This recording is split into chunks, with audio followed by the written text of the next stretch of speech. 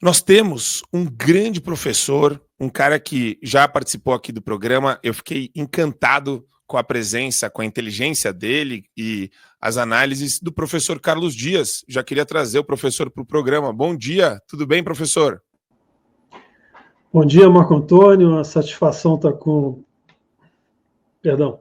Bom dia, Marco Antônio. A satisfação está com você e toda essa equipe. Queria saudar aí, especialmente rever, né, meu amigo Paulo Henrique. Outra extrema capacidade, e a vereadora não conheço, mas certamente compondo o elenco de você deve ser de altíssima, né, de altíssimo valor. Muito bom, obrigado, professor. Vamos lá. A gente tem aqui uma matéria que foi objeto de um artigo que o senhor escreveu, falando sobre a urgência do marco temporal para a segurança jurídica e o desenvolvimento nacional. A gente tem o print para colocar na tela, Torre. O Torre coloca, mas eu já queria perguntar para o professor, por que a gente tem que ter medo do Supremo mexendo em tudo isso e também passando por cima da própria legislação? Por que a gente tem que ter medo? Por que o tema do marco temporal é um tema importante? Olha, ele, Marco, é muito mais do que importante, ele se torna fundamental porque o agronegócio é o setor estratégico do país, no sentido, logicamente, da segurança alimentar, do fornecimento de alimentos. Nós somos um dos maiores produtores de alimentos para o mundo, então nós temos aí uma possibilidade de crises geopolíticas caso a interferência do governo venha a afetar, como já está afetando, a produção de alimentos. Você imagina a alta demanda que o mundo tem por alimentos e o Brasil, um dos maiores fornecedores, não terá capacidade de produção, porque, na verdade, o grande problema do marco temporal é que, já que o governo não consegue, com grande efetividade, tomar as propriedades produtivas do país, as propriedades privadas, ele forja, através de reservas indígenas, né, constante e permanentes demarcações de terras indígenas, o furto, o roubo de terra, a expropriação de terras das entidades privadas, né, do setor privado, do produtor rural. É um setor que está extremamente, né, disseminado no país, é de alta capilaridade, responde por 26% dos empregos formais no país e na composição do PIB, porque não é só o setor primário, mas também a agroindústria, serviços agrícolas, serviços, né, de que eles chamam nessa área de serviços na área do meio ambiente, etc. Isso aí compõe em torno de 76% do PIB brasileiro. Então, na verdade, é um projeto revolucionário. Eles querem desestruturar esse setor agrícola para, de fato, comandar o país e operar no centralismo econômico, que é a tese central do projeto comunista que quer se implantar no Brasil. E a gente está falando disso, né? Porque recentemente o Gilmar Mendes ele suspendeu eventos ligados ao marco temporal por pressão da ONU, né? A gente tem essa notícia que, enfim, causa espanto, mas meu querido PH Vox, tem uma pergunta para o nosso professor Carlos? Claro, claro. E primeiro, né, agradecer aqui mais uma vez, né, a companhia do Carlos, o irmão de batalha, né? Tem um carinho enorme, né? Sempre um prazer estar contigo, meu querido amigo. E olha só, nós temos uma situação que essa questão do marco temporal abre para tanta coisa. Na época que Bolsonaro era presidente do Brasil, nós tivemos uma manifestação em Brasília, na Esplanada dos Ministérios, que a esquerda instrumentalizou alguns índios que chegaram a dar flechadas em policiais legislativos, né? Policiais legislativos tomaram flechadas, 2 policiais ficaram feridos. E isso não foi um atentado contra o Estado de Direito, nem nada do tipo, é só uma lembrança, né? Agora, sobre o tema em si, e aí eu vou pedir para o professor esclarecer isso, porque, de certa forma, pegando o que o senhor colocou, professor Carlos, essa questão de ser um projeto de avanço, né, de tomada da propriedade comunista, como o senhor bem disse, de certa forma, é uma tentativa de implementar a reforma agrária em um setor específico, utilizando os indígenas para isso. E eu vejo ainda um problema maior, se o senhor puder explicar mais sobre isso, porque praticamente várias cidades do Brasil, principalmente a cidade de São Paulo, onde nós temos hoje empreendimentos, empresas, nós temos residências, bairros inteiros, e até mesmo cidades, como a cidade de Embu e Embu-Guaçu, elas podem ser desapropriadas. Por quê? Porque se você derruba o marco temporal, né, a discussão pode ser levada ad infinito desde a criação, praticamente, né? Que a Constituição de 88, ela ali fala que só qualquer pendenga jurídica que tenha entre questão de demarcação de terra indígena seja de 88 para frente. Com essa derrubada do marco temporal, existe um outro marco para trás? Ou a gente fica desde o Jardim do Éden? E tem essa questão, vários bairros de São Paulo, né? Como Pirituba, Freguesia do Ó, cidades como Embu-Guaçu, isso daqui é só para dar um exemplo, né? Por favor, meu caro, se o senhor puder esclarecer sobre isso. Bom, é muito, muito importante essa tua pergunta. Primeiro, eu refuto essa condição do governo, perdão, de dizer que quer fazer reforma agrária. O governo não quer fazer reforma agrária. O governo quer liquidar o direito de propriedade privada, que é um direito natural. Um direito natural. Então, o governo quer cada vez inibir as liberdades humanas, ponto. E, logicamente, estamos falando dos brasileiros. Então, o segundo ponto é o seguinte, a extensão que vai se dar à definição do marco temporal certamente não irão atingir as cidades. Isso é simplesmente um jogo em que eles vão dizer que essas situações estão preservadas, mas o que interessa de fato são a construção e a ilimitada demarcações de terras, reservas indígenas, que na verdade são terras da União, que é um ponto que eu queria tocar mais à frente. Mas o que eu preciso dizer é que a própria Constituição, quando estabeleceu o marco temporal, estabeleceu na sua promulgação, 5 de outubro de 1998, e ela não estabeleceu nenhum marco em termos de demarcação permanente. Ela só não proibiu que fossem demarcadas as terras que, naquela época, no ato da promulgação, eram ocupadas efetivamente pelos indígenas. Isso está no ato das disposições transitórias da Constituição, no artigo 67, e deu prazo de 5 anos para o governo fazê-lo. Então, quer dizer, a falha não é do setor privado, do setor produtivo, a falha é do governo, e aquelas áreas já estavam identificadas. Então, não há nenhuma dúvida com relação à pertinência de demarcações de terras conforme o marco temporal estabelecido na Constituição de 88. O que eles estão fazendo, ao contrário, é estabelecendo ilimitadas condições de demarcação de terras indígenas. Basta um paraguaio importado em algum momento dizer que ocupava aquela área, e aí vem o INCRA, vem as instituições federais fazerem a demarcação. Não há, na verdade, a garantia para que os proprietários rurais, isso tem que ser estabelecido aqui com clareza, proprietários rurais tenham a garantia de suas propriedades. Logicamente, questão de São Paulo, Santa Catarina, etc., não vai ter influência nisso. Áreas urbanas. Essa proteção das áreas urbanas, o próprio ministro Gilmar Mendes, quando falou, disse, olha, daqui a pouco vão querer tomar Copacabana.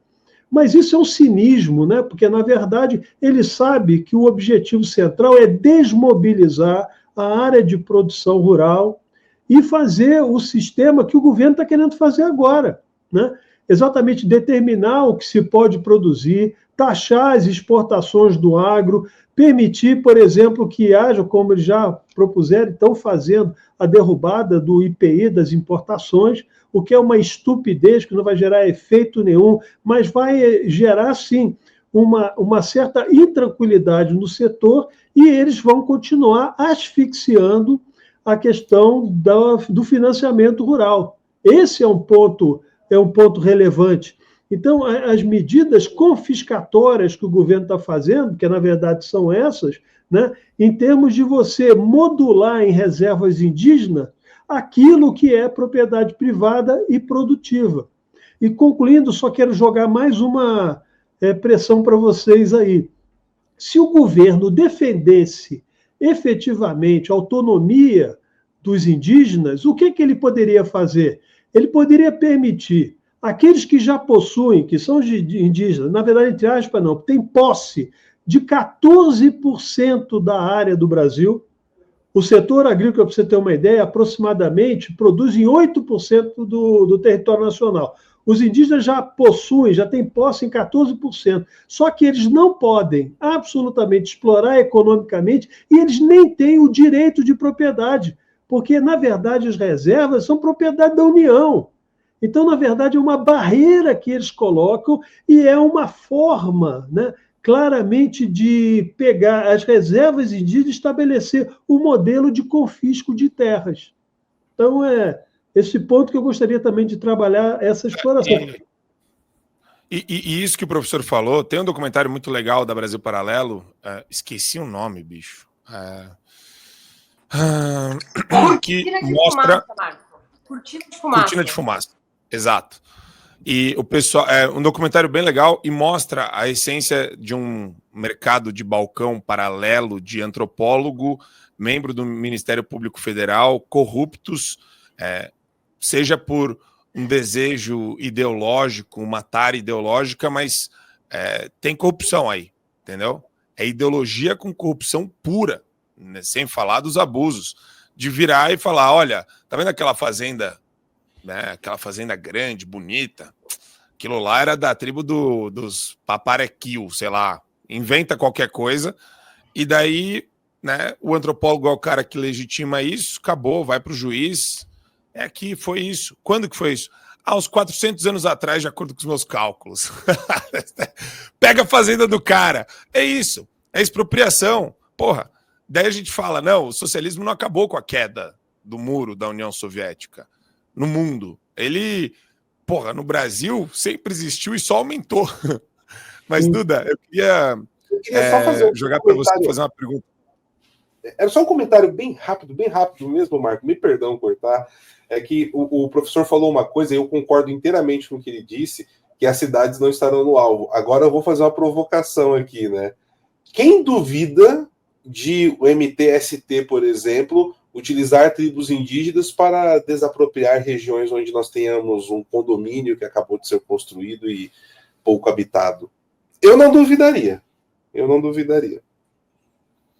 Mas eu concordo plenamente com o que o professor falou, para deixar claro, tá? Eu só estou fazendo uma provocação porque a gente sabe como é que funcionam as coisas no Brasil. Exato. Vamos lá, Duda. A gente vai com a provocação do PH e com a pergunta da Duda aqui para o professor. Então, na verdade, a minha pergunta ela vai muito mais ou menos na mesma direção que a do PH, mas no final da sua fala, professor, você mencionou que a principal intenção da reforma agrária, do marco temporal indígena e tudo mais, é diminuir as áreas de produção rural. A gente vê que o governo federal, desde que ele começou, ele tem uma relação de não é nem amor e ódio, é só ódio mesmo com o agronegócio. Embora o Brasil dependa do agronegócio para existir. E muitos outros países dependam do agronegócio brasileiro para conseguir manter sua estabilidade na questão de alimentação e tudo mais. Então, eu queria fazer uma pergunta mais ou menos nesse sentido para você. Como é que você enxerga esse ódio do governo federal ao agronegócio andando em conjunto com essa demarcação absurda de terras indígenas?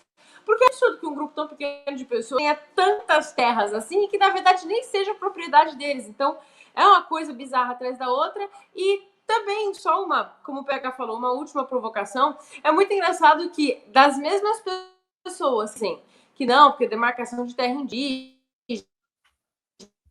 nós temos povos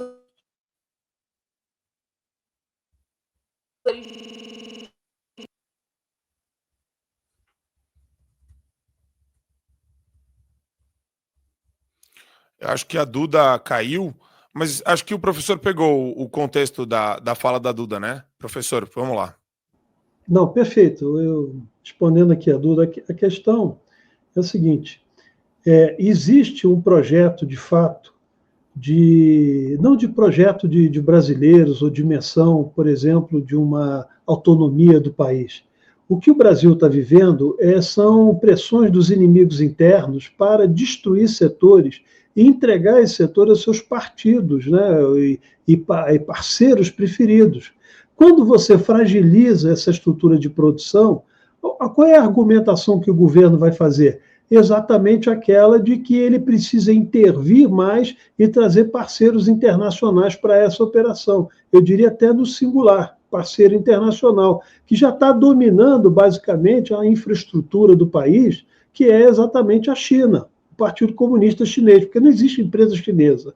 Existem concessões do Partido Comunista Chinês a empresas que atuam, né, no mundo inteiro e vendem, né, esses serviços, emprestam capital chinês, que acumulou muito dólar, porque ao longo desse período todo, esses últimos pelo menos 10 anos, eles trabalham com uma alta artificialidade do yuan, que é a moeda chinesa, o yuan, que tem uma, vamos dizer assim, não uma conversibilidade, mas ela tem uma redução do seu valor que permite, por exemplo, ser essa potência exportadora fraudulenta, porque na verdade, os custos naquela produção são extremamente subsidiados pela estrutura, né, de endividamento chinês. Então, voltando a esse aspecto, a ideia do governo é abrir áreas nossas de produção e direito de propriedade para chineses. Essa é a operação, é compra de terra através do sistema que eles estão, inclusive, fazendo um estudo, né, o Ministério da Agricultura, de alienação de terras brasileiras, para que investidores internacionais, entre aspas, leia-se chineses, se instalem aqui, façam um novo processo de imigração forçada para essa mão de obra. Então, é um projeto de domínio do país. O Brasil produziu um conjunto de legislações negativas à sua autonomia e à sua liberdade econômica, por exemplo, como o Código Florestal.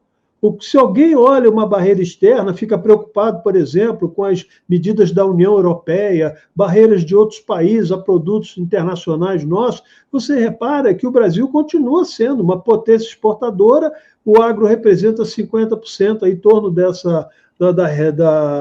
rede internacional, vamos chamar assim, de comércio internacional do país, mas nós podíamos ser muito mais se a gente não tivesse, por exemplo, as barreiras que foram impostas pelo Código Florestal.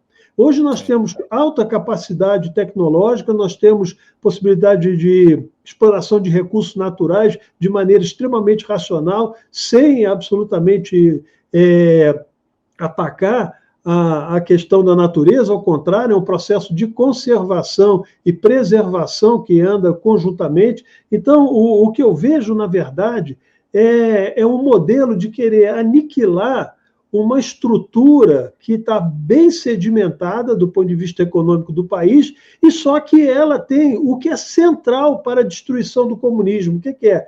É você ter a relação de propriedade.